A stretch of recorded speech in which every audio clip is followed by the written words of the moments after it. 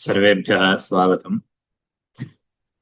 अष्टाध्यायी पारायण अभ्यासः इत्याख्यस्य प्रकल्पस्य चतुर्थाध्यायस्य प्रकल्पं प्रति स्वागतं व्याहरामि। येनाक्षरसमाम्नाजमधिगम्य महेश्वरात् कृत्स्नं व्याकरणं प्रोक्तं तस्मै पाणिनये नमः। येन धौता गिरः पुंसां विमलैः शब्दवारिभिः तमश्चाज्ञानजं भिन्नं तस्मै पाणिनये नमः। वाक्यकारमुपररुचिं भाष्यकारं पतञ्जलिं पाणिनिं सूत्रकारं च प्रणतोऽस्मि मुनित्रयम्।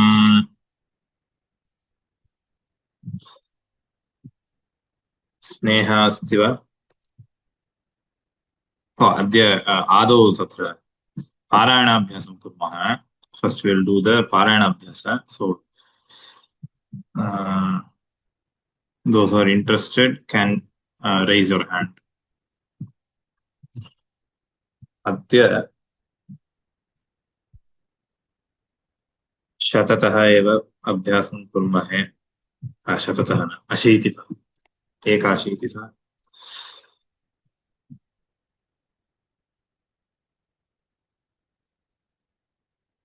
स्वामिनाथ महोदय जनपदे रुक स्वामिनाथ महोदय एकं जनपदे कण्ठस्थीकृतं वा?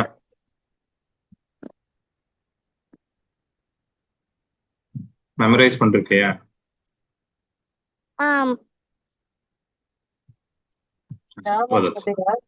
न महोदय अस्तु।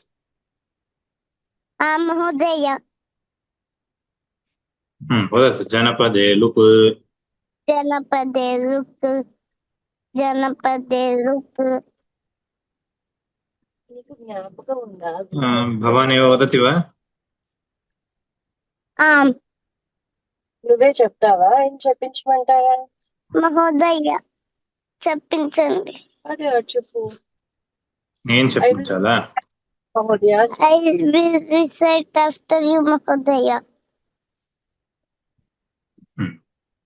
సరే. जनपदे वर्णादिभ्यश्च वर्णादिभ्यश्च वर्णादिभ्यश्च वर्णादिभ्यश्च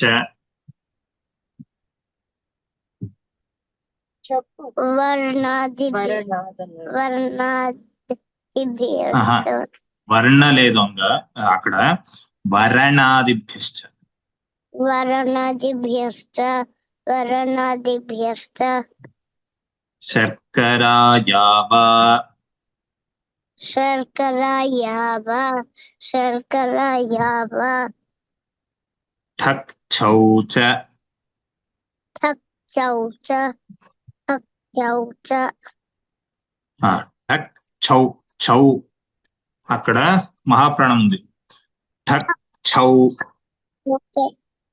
ठक् चौ च नद्यां मतुप् नद्यां मतुप् मध्वादिभ्यश्च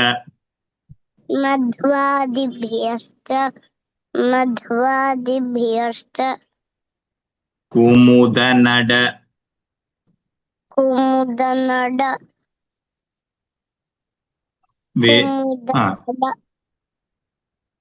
वेतसेभ्यः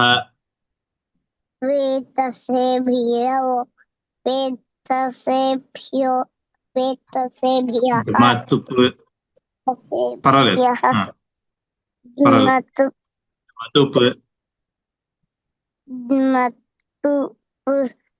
मतुप् नडशादात्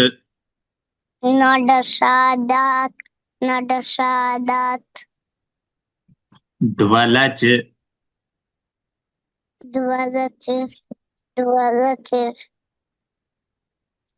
शिखाया वलच शिखाया वदत् शिखाया वदत् उत्करादिभ्यश्चः उत्करा उत्करादिभ्यश्चः उत्करादिभ्यश्च नडादीनां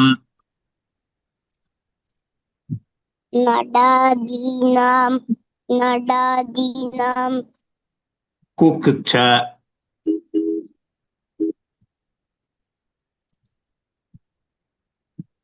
कुक्चा कुक्चा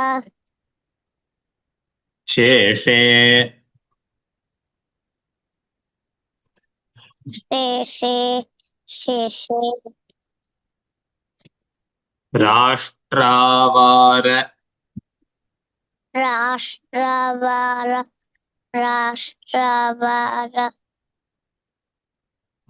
पारात् उत्पालात् उत्पालात् ఉత్ లేదంక అక్కడ ఉత్ లేదు పారాత్ అంతే రాష్ట్రావార దాని తర్వాత పారాత్ రామ వినపడలేదు మళ్ళీ చెప్తావా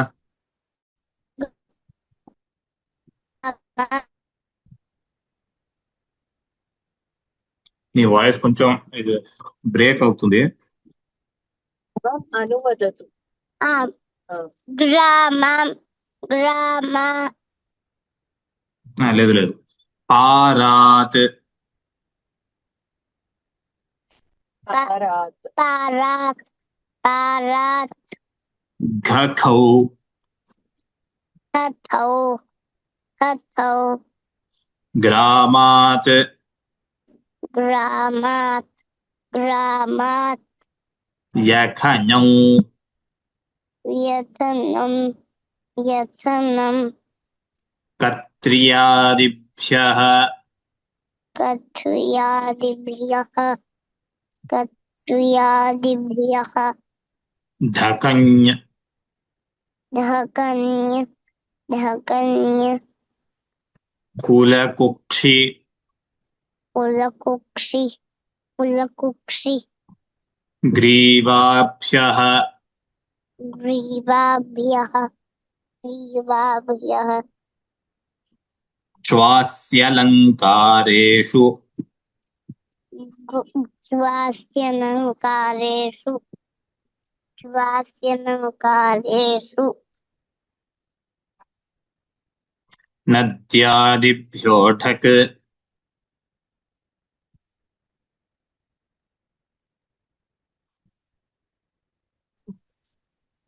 వినపడిందా వినపడింది శ్వాస్ వినపడింది మహోదయ శ్వాస్యలంకారేషు శ్వాస్యలంకారేషు నద్యాదిభ్యోఢక్ నర్త్యాదిభ్యోటక్ నర్త్యాదిభ్యోటక్ దక్షిణాపశ్చాత్ దక్షిణాపశ్చాత్ దక్షిణాపశ్చాత్ పురసస్త్యక్ పురసస్త్యత్ పురసస్త్యత్ కాపిష్యాః కాపిష్యాః కాపిష్యాః ష్ఫక్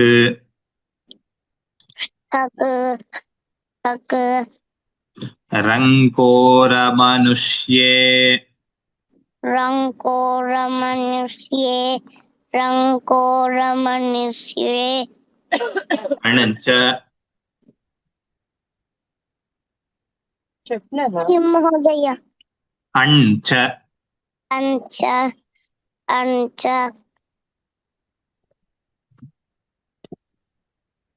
ధన్యవాదాः ధన్యవాదాలు బాగా చెప్పారు ధన్యవాదాలు ధన్యవాదాలు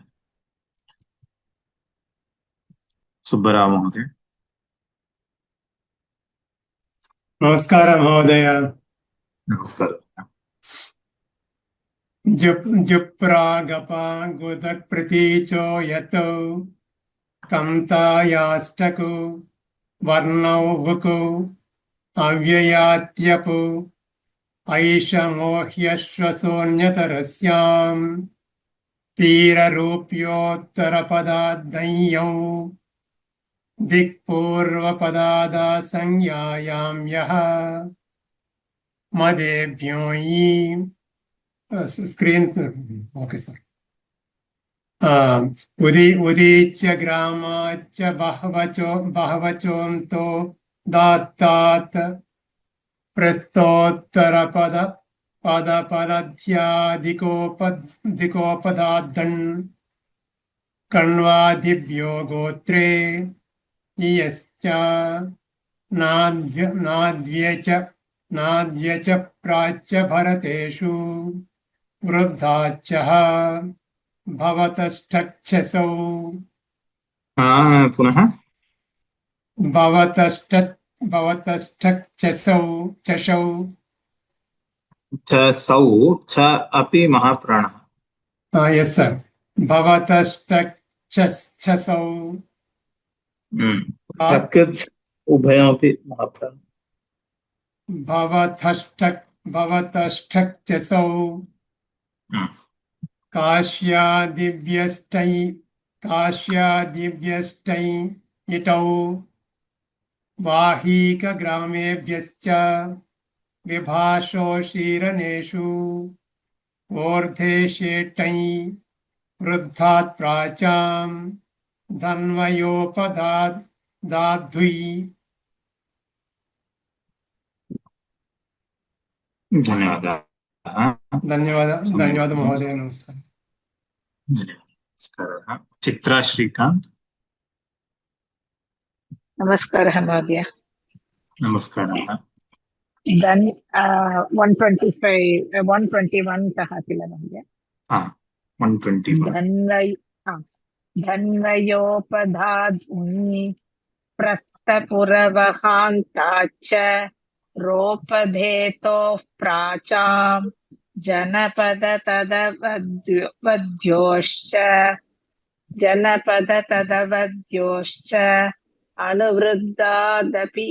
अनुवृद्गादपि बहुवचनविषयात् कच्छाग्निवक्त्रवत्तोत्तरपदात् धूमादिभ्यश्च नगरात् कुत्सनप्रावीण्ययोः अरण्यान्मनुष्ये विभाषा कुरु युगन्धराभ्याम् मद्रवृज्योः कन् पोपधादन कच्छादिभ्यश्च मनुष्यतस्थयोर्मुनि अपदातौ साल्वात् गोयवाग्वोश्च गर्तोत्तरपदाच्छः गहादिभ्यश्च प्राचाङ्कटादेः राज्ञः कच वृद्गादकेकान्तकोपदात् कन्थापलदनगरग्रामहृदोत्तरपदात् पर्वताच्च विभाषा मनुष्ये कृकणपर्णाद् भारद्वाजे तेन सास्मिन् ठञ् क्रमादिभ्यो जनपदेद्युप्रागभाग्धन्वद्वृद्गात् पञ्च इति पाणिनीयसूत्रपाठे चतुर्थाध्याये द्वितीयः पादः। उत्तमम्। नेक्स्ट सोनिया भगिनी। धन्यवादः। नमस्कारः। नमस्कारः। जनपदे लुप् वरनादिभ्यश्च शर्कराया वा ठक् छौच्च नद्यां मतुप् मध्वादिभ्यश्च कुमुदनडवितसेभ्योऽड्मप्तुप् नदशादात् त्वलच शिखाया वलच उत्करादिभ्यस्थः नडा कुक्च शेषे राष्ट्रावारपरार no राष्ट्रावारपारात् खखञ् no राष्ट्रावारापार राष्ट्रावारपारात् खखौ ग्रामात् यखन्यौ कत्र्यादिभ्यो ठखन्य कुलकुक्षिग्रीवाभ्यस्रा no स्वा कुलकुक्षिग्रीवाभ्यस्वास्यलङ्कारेषु नद्यादिभ्यो ठक् दक्षिणापश्चात् पुरसस्त्यक् कापिष्याष्फक् रङ्कोरमनुष्येन् च द्युप्रा धन्यवादः अलमलम् धन्यवादः धन्यवादः नेक्स्ट श्यामला भगिनी नमस्ते महोदय। नमस्कारः द्युप्रागपादुपागुद प्रतिचो यत् कन्थायाष्ठक् वर्णौ वुक् अव्ययात्यप् ऐषमो ह्यश्वसोऽन्यतरस्यां तीररूप्योत्तरपदाज्ञौ दिक्पूर्वपदाद् दसंज्ञायां ञः उपरि करोतु महोदय किञ्चित् स्क्रीन्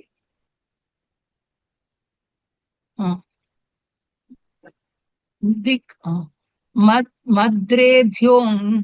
मद्रेभ्योन् उदीच्य ग्राममाच्च बह्वचोन्यन्तोदात्तात् प्रस्थोत्तरपदफलध्यादिकोपधादन् कण्वादिभ्यो गोत्रे इङश्च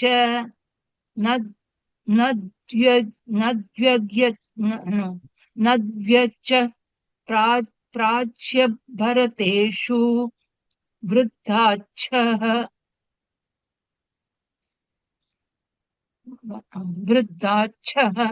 भवतश्चक्षसौ काश्यादिभ्यष्ठ निष्ठौ वाहिकग्रामेभ्यश्च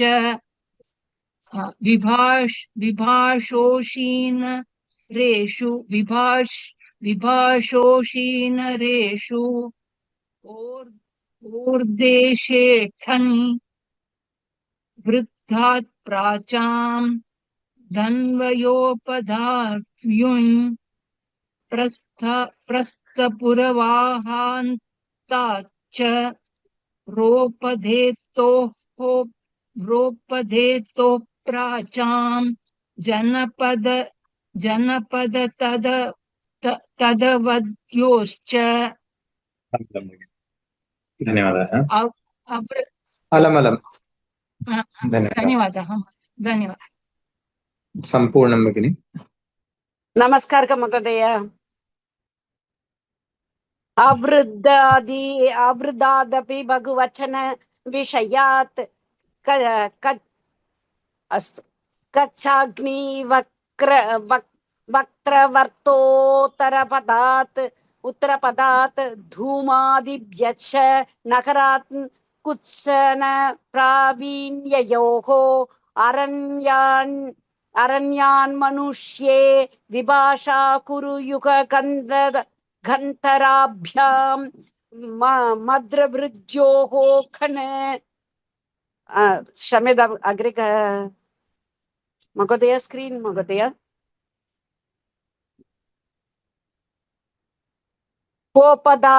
दादन् गच्छादिभ्यश्च मनुष्य तत्स्तयोर्वुङ् अपदाथौ साल्वात् कोयवाग्वोच्च गर्तोत्तरपदाश्च गगादिव्यच्छ प्राचां कडादेहे राज्ञः कच्छ वृद्धादके स्क्रीन् अग्रे अस्तु महोदय वृद्धादके कान्तकोपदात् कन्तापलदन अलमलमलम् चत्वारि एव सन्ति वदतु गन्तापलदन गरग्राम हृदोत्तर पदात् पर्वदाच्च विभाषा मनुष्ये कृकण पर्णात् भारद्वाजे भारद्वाजे करेक्ट महोदय भारद्वाजे तेन सास्मिन् ठङ् क्रमादिभ्यो जनपते द्युप्रहा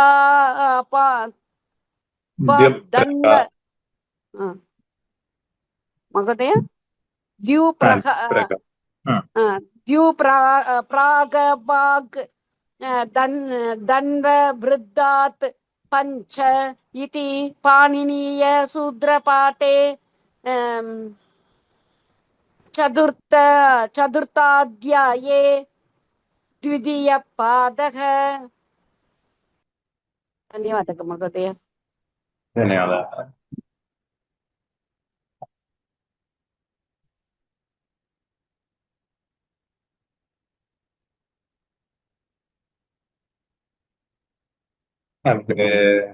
राघवेंद्र राव महोदय राम महोदय राम राम जनपदे लुप् वर्णादिभ्यश्च शर्कराया वा ठक्छौ च नद्यां मतुप् मध्वादिभ्यश्च कुमुदनडवेतसेभ्योऽड्मतुप् नडशादाड्वलच शिखाया वलच उत्करादिभ्यश्च नडादीनां कुक्च शेषे राष्ट्रावारपाराद्घकौ ग्रामाध्यकञौ कत्र्यादिभ्यो ढकञ् कुलकुक्षिग्रीवाभ्यश्वास्यलङ्कारेषु नद्यादिभ्यो ढक् दक्षिणापश्चात्पुरसस्त्यक् कापिष्याष्फक् रङ्कोरमनुष्येण च द्युप्रागपागुदक् प्रतीचो यत् कन्थायाष्ठक् वर्णौवुक् अव्ययात्यप ऐषमोह्यश्वसोऽन्यतरस्यां तीररूप्योत्तरपदादन्यौ दिक्पूर्वपदादसंज्ञायान्यः मध्रेभ्योऽन्य उदीच्च ग्रामाच्च बह्वचोऽन्तोदात्तात् प्रस्थोत्तरपदपलद्यादिकोपधादन् कण्वादिभ्यो गोत्रे इयश्च नद्वचः प्राच्य भरतेषु वृद्धाच्च भवतष्ठक्षसौ काश्यादिभ्यष्टञ्ञिटौ वाहीकग्रामेभ्यश्च विभाषोषीनरेषु ओर्देशेठञ् वृद्धात् प्राचां धन्वयोपधात् उञ् प्रस्थपुरवहान्ताच्च रोपधेतोः प्राचां जनपद तदवध्योश्च अवृद्धादपि बहुवचन विषयात् कच्छाग्निवक्तृवर्तोत्तरपदात् धूमादिभ्यश्च नगरात् कुत्सन प्रावीण्ययोः आरण्यान् मनुष्ये विभाषा कुरु युगन्धराभ्यां मद्रवृज्योः कन् कोपधादन् कच्छादिभ्यश्च मनुष्यतस्थयोर्मुञ् अपदातौ साल्वात् गोयवाग्गोश्च गर्तोत्तरपदाच्छः गहादिभ्यश्च प्राचाङ्कटादेः राज्ञः कच वृद्धातकेकान्तकोपदात् कन्थापलदनगरग्रामहृदोत्तरपदात् पर्वताच्च विभाषा मनुष्ये कृकणपर्णाद् भारद्वाजे तेन सास्मिन्ठञ् क्रमादिभ्यो जनपदे द्युप्रागपाग्धन्ववृद्धात् पञ्च इति चतुर्थाध्याये द्वितीयः पादः। धन्यवादः धन्यवादः।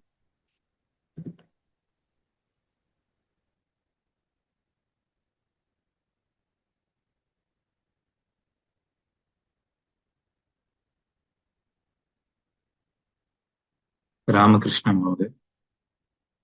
नमस्कारः।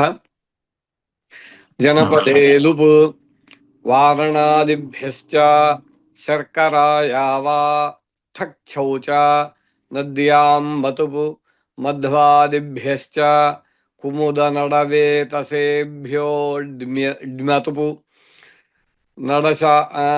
नडशादाड्वलच् शिखाया वलच् उत्करादिभ्यश्च नडादीनां कुक्च शेषे राष्ट्रावारपाराद्घखौ ग्रामाद्यखञौ कत्र्यादिभ्यो ढकं कुलकुक्षिग्रीवाभ्यः शिवास्यलङ्कारेषु नद्यादिभ्यो ढक् दक्षिणापश्चात् पुरसस्त्यक् कापिष्याष्फक् रङ्कोरमनुष्येण्च जुप्रागपागुदक्प्रतीचो यत् जुप्रागपागुदक्प्रतीचो यत् कन्थायाष्ठक् वर्णौक अव्ययात्यप् एषमोह्यश्वसोऽन्यतरस्यां तीररूप्योत्तरपदादन्यौ दिक्पूर्वपदादसंज्ञायां यः मद्रेभ्योऽन्य उदीच्य ग्रामाच्च बह्वचोन्तोदात्तात् प्रस्थोत्तरपदपलद्यादिकोपधादन् कण्वादिभ्यो गोत्रे इञश्च नद्व्यचः प्राच्च भरतेषु वृद्धाच्छः भवतष्ठक्षसौ कास्यादिभ्यष्ठञ्जिठौ वाहीकग्रामेभ्यश्च विभाषोषी नरेषु ओर्देशेऽठञ् वृद्धात् प्राचां धन्वयोपधाद्विन् अलम्। धन्यवादः। नमस्कारः। नमस्कारः। श्रीविद्या।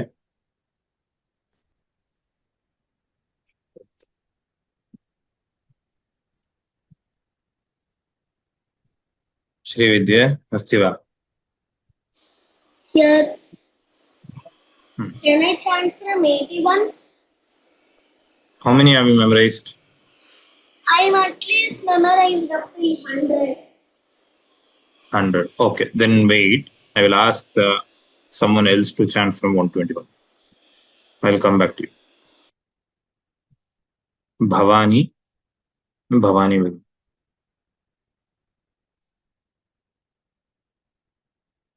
अहं वा महोदय?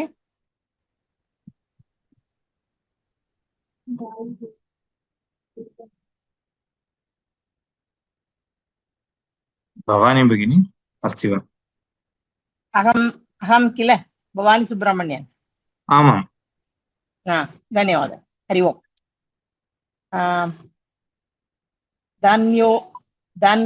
धन्वयोपदात् वै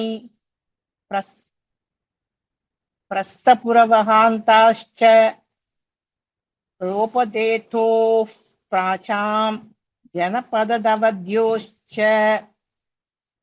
अवृद्धातपि बहुवचनविषयात् कच्छाग्निवक्त्रवर्थोत्तरपदात् धूमाभिभ्यश्च नगरात् कुत्सनप्रावीण्ययोः अरण्यान् मनुष्ये विभाषा कुरुयुगन्धराय क्षम्यताम् विभाषा कुरुयुगन्धराभ्यां मद्रवृज्योखन कोपधादन कच्छादिभ्यश्च मनुष्यतः तत्सत योर्वि मनुष्य तत् तयो ब्रूयि अपदातौ साल्वात् ब्रूयि इति नास्ति गोयवा उयि भगिनी क्षम्यताम् आम् आम् मनुष्य तत् तयोर्वि अपदातौ साल्वात् गोयवाग्वोश्च गर्थोत्तरपदाच्च कहादिभ्यश्च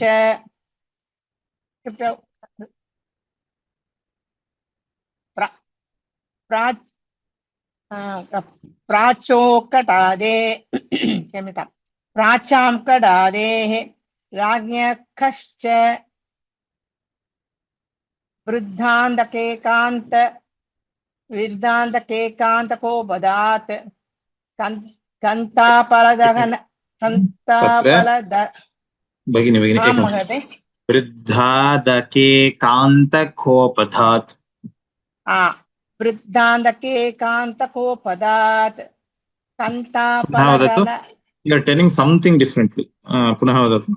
वृद्धान्तकेकान्तकोपदात् पुनः वृद्धान्त you are telling वृद्धान्त. There is no वृद्धान्त. वृद्धादकेकान्त.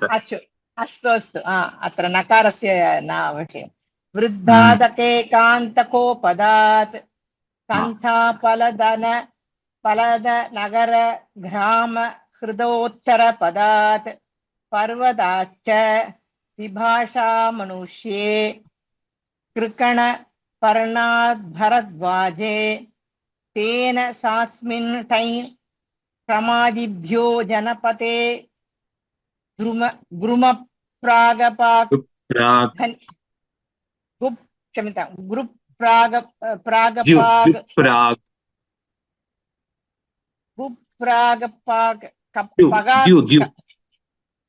द्यु अच्छा क्षम्यतां द्युप्रागपाक् धन्व वृद्धात् पञ्च इति पाणिनीयसूत्रपाठे चतुर्थाध्याये द्वितीयपादः।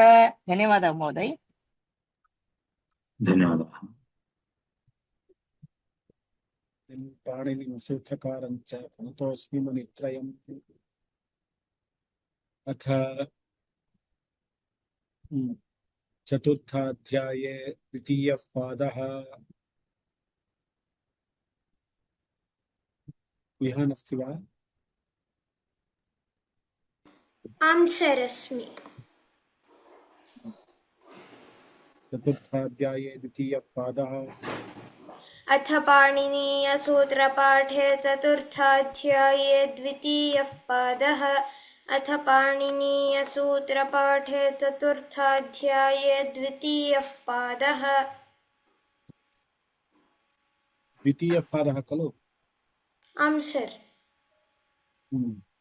जनपदे लुप् जनपदे लुप् जनपदे लुप् वर्णादिभ्यश्च वर्णादिभ्यश्च वर्णादिभ्यश्च शर्कराया वा शर्कराया वा शर्कराया वा ठक्छौ च ठक्छौ च ठक्छौ च ठक्छौ च नद्यां मतुप् नद्यां मतुप् नद्यां मतुप् मध्वादिभ्यश्च मध्वादिभ्यश्च मध्वादिभ्यश्च कुमुदनडवेतसेभ्यो भ्यतुप् कुमुदनडवेतसेभ्योऽड्मतुप् कुमुदनडवेतसेभ्योऽड्मतुप् नडशादाड्वलच्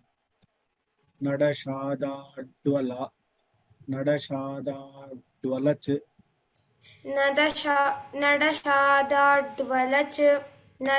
नडशादाड्वलच् शिखायावलच् शिखायावलच् शिखायावलच् उत्करादिभ्यश्चः उत्करादिभ्यश्चः उत्करादिभ्यश्चः नडादीनां कुक्च नडादीनां कुक्च नडादीनां कुक्च शेषे शेषे शेषे राष्ट्रावारपाराधनौ राष्ट्रावारपारात् खखौ राष्ट्रावारपारात् खखौ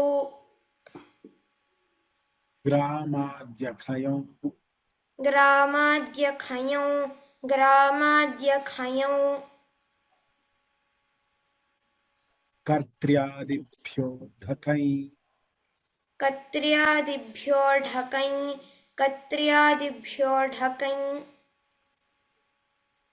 कुलकुक्षिग्रीवाभ्यः कुलकुक्षिग्रीवाभ्यः कुलकुक्षिग्रीवाभ्यः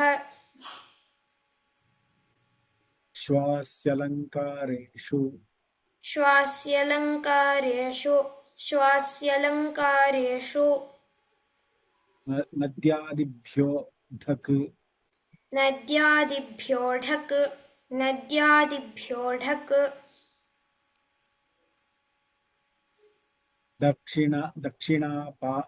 दक्षिणापश्चात् पुरसस्त्यक् दक्षिणापश्चात् पुरसस्त्यक् दक्षिणापश्चात् पुरसस्त्यक् कापिश्याश्फक् कापिश्याष्फक् कापिश्याष्फक् रङ्कोरमनुष्येण च रङ्कोरमनुष्येण च रङ्कोरमनुष्येण च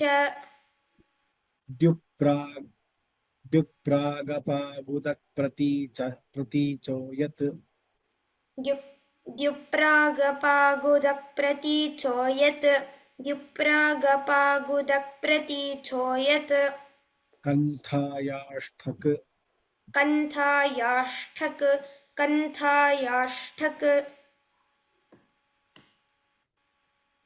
वर्णौक वर्णौक वर्णौक अव्ययात्यप् अव्ययात्यप् अव्ययात्यप्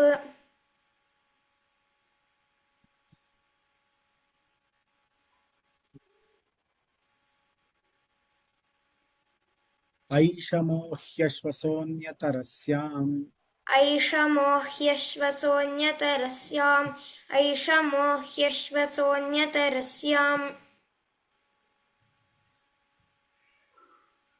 तीररूप्योत्तरपदादञ्ञौ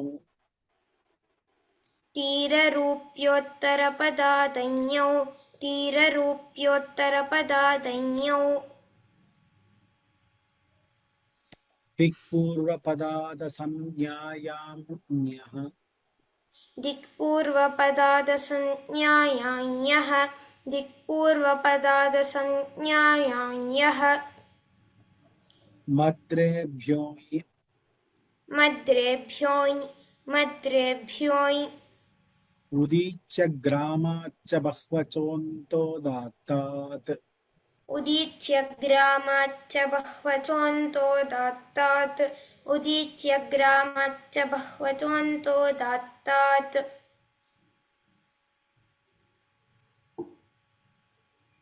प्रस्थोत्तरपदपलाद्यादिकोपधादन् प्रस्थोत्तरपदपलद्यादिकोपधादन् प्रस्थोत्तरपदपलद्यादिकोपधादन् कण्वादिभ्यो गोत्रे कण्वादिभ्यो गोत्रे कण्वादिभ्यो गोत्रे इयश्च इयश्च ईञश्च नद्व्यचः प्राच्यभरतेषु नद्व्यचः प्राच्यभरतेषु नद्व्यचः प्राच्यभरतेषु वृद्धाच्छः वृद्धाच्छः वृद्धाच्छः भवतष्ठक्षसौ भवतष्ठक्षसौ भवतष्ठक्षसौ काश्यादिभ्यष्ठैठौ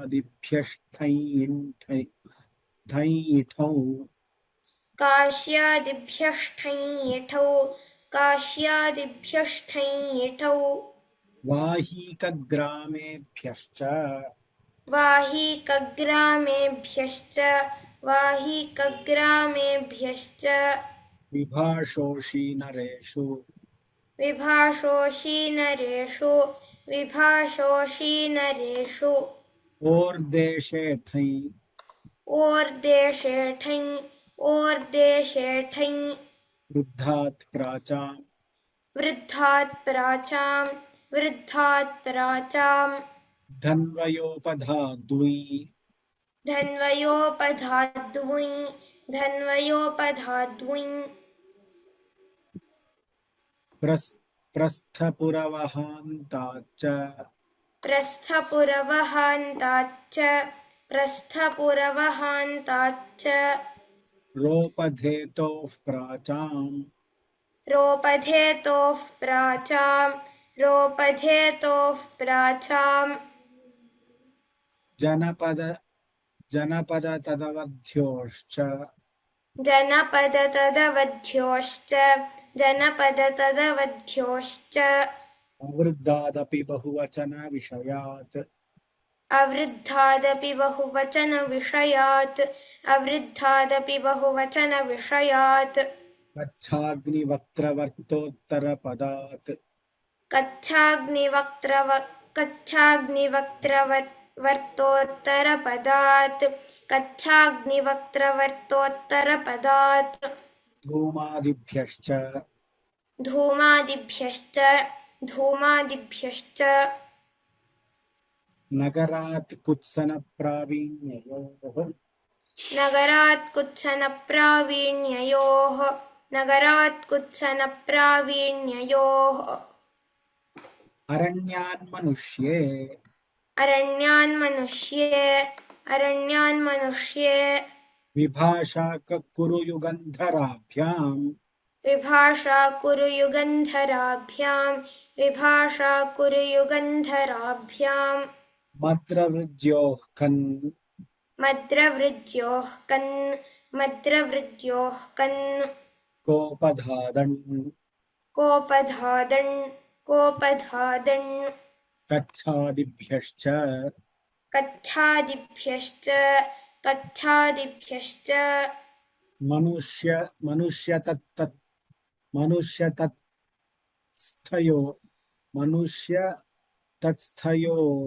तत्स्थयोर्वि मनुष्यतत्स्थयोर्वुञ् अपदातौ साल्वात् अपदातौ साल्वात् अपदातौ साल्वात् गोयवाग्गोश्च गोयवाग्वोश्च गोयवाग्वोश्च गर्तोत्तरपदाच्छः गर्तोत्तरपदाच्छः गर्तोत्तरपदाच्छः गहादिभ्यश्च गहादिभ्यश्च गहादिभ्यश्च प्राचाङ्कटादेः प्राचाङ्कटादेः प्राचाङ्कटादेः राज्ञः कच राज्ञः कच राज्ञः कच वृद्धादकेकान्तकोपदात् वृद्धादकेकान्तखोपदात् वृद्धादकेकान्तखोपदात् कन्थापलदनगरग्रामहृदोत्तरपदात् कन्थापलदनगरग्रामहृदोत्तरपदात् कन्थापलदनगरग्रामहृदोत्तरपदात् पर्वताच्च पर्वताच्च पर्वताच्च विभाषामनुष्ये विभाषामनुष्ये विभाषामनुष्ये कृकणपर्णाद् भारद्वाजे कृकणपर्णाद् भारद्वाजे कृकणपर्णाद् तेन सास्मिन् ठैक्रमादिभ्यो जनपदे द्युप्रागपाग्धन्ववृद्धात् पञ्च तेन सास्मिन् ठञ्क्रमादिभ्यो जनपदे द्युप्रागपाग्धन्ववृद्धात् पञ्च तेन सास्मिन् ठञ्क्रमादिभ्यो जनपदे द्युप्रागपाग्धन्ववृद्धात् पञ्च इति पाणिनीयसूत्रपाठे चतुर्थाध्याये द्वितीयः पादः। इति पाणिनीयसूत्रपाठे चतुर्थाध्याये द्वितीयः पादः इति पाणिनीयसूत्रपाठे चतुर्थाध्याये द्वितीयः पादः धन्यवादः।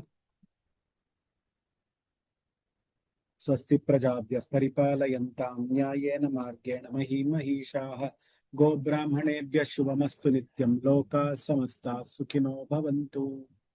सर्वेभ्यः नमस्काराः। Ram Ram Ram. We will end the class today here. Next we will meet on Tuesday 5th May. धन्यवादाः सर्वेभ्यः. नमस्कारः. राम राम. नमस्कारः महोदय. नमस्कारः राम राम नमस्कारः राम महोदय. राम राम. नमस्कारः महोदय, धन्यवादः. राम राम. नमस्कारः महोदय, धन्यवादः. नमस्कारः, धन्यवादः महोदय.